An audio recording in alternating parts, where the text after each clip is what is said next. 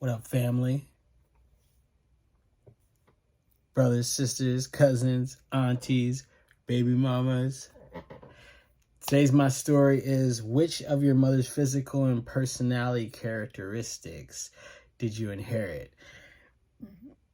I'll say that my mom is short, and I remember as a kid that in puberty, my whole face broke out in acne, and it was terrible for like a long time. It was so bad that I had to go to a dermatologist, and I just remember her always telling me that that's what happened to her when she was a little girl. So I always remember, like, how dare you? And she always had sensitive skin, and I think even now I do too. So I inherited that. My mom's personable. Like I told you before, when I was a kid, my parents used to have parties all the time when I was a kid. And you're like the host of the parties. But not even after that, like she got into social work, or when she worked at the airport and James Brown came in, and James Brown, they said he was dancing with her and talking mess with her in the airport. And one time I remember she came when I was first coming to school out here. She came to visit, and we went to a soul food restaurant, and we went in there. It was like nobody in there. And we went in there. Sinbad came in there. He sat down like a couple of tables away, and I already knew she was gonna say something. And when she said something, she started talking mess to him, and he started talking mess to her, and they became cool. And he was just having a blast. And I know that, like, a lot of my life, people always like my parents, and I thought it was weird, but everywhere you go, you know, people, like, even now, like, someone asked me to write a letter for someone's retirement, and a couple's retirement from a job that I used to work. And I grew up at that job with those people, and they as I grew up, they were friends with my parents, and every time they would see me, they would ask, how are they doing? How, you know what I mean? Everybody knows my mom. Her name's Precious. So, like, where's Precious? How's Precious doing? And she likes to laugh. She always likes to laugh like me all the time. You know what I mean? Put on some shit, and she will fall out laughing, especially on some crazy shit. And she's low-key hood. And I was thinking that she's from the projects, right? So, you know, when we're coming up, like, first of all, we're tired of being poor, and you don't like being poor. Poverty is, like, not cool.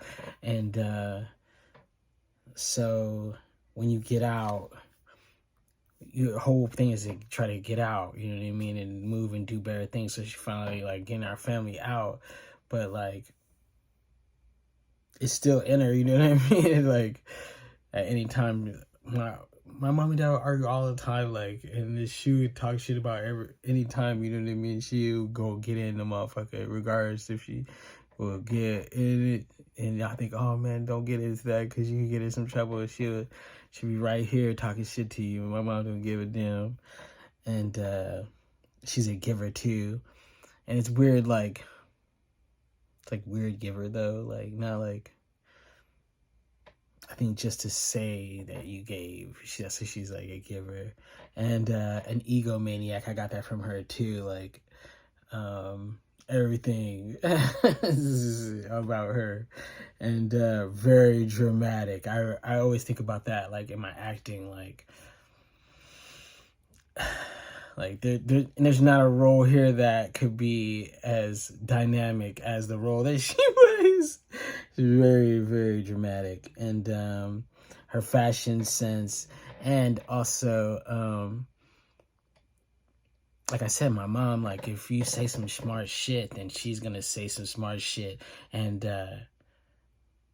even if you don't say some smart shit, she might say some smart shit. My parents First, my dad likes women that talk shit. I don't know what that's all about, but he really liked that my mom, like, if you say something, she's gonna say some shit back, and my mom would say some shit back, and then my dad dare you to say something shouldn't be disrespectful in any kind of way. So it's like a weird combination.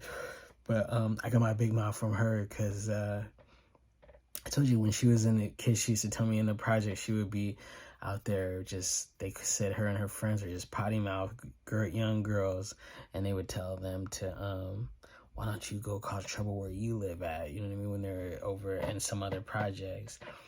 And she would tell them to go fuck yourself, and just the whole nine, you know what I mean, fuck you.